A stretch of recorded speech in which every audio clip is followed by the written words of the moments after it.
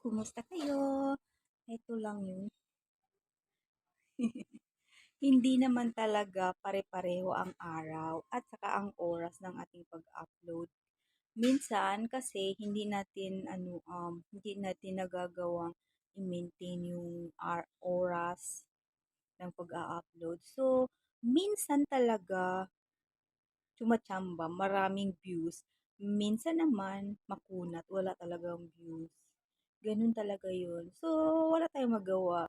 Nasa ano talaga yan, nasa pag-posting natin, nasa atin ding mga video na kung ano talaga ang laman ng video.